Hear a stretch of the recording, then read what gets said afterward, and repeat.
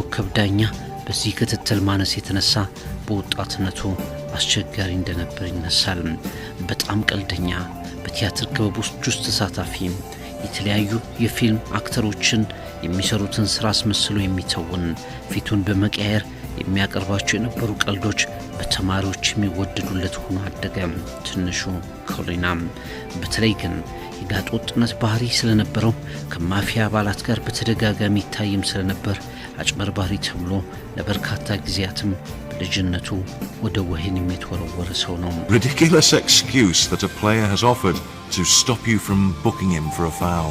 I would say that sometimes players are very creative in finding excuse. I think I will write a book sooner or later to mention some of these excuses, but some of them were very, very funny, I can say.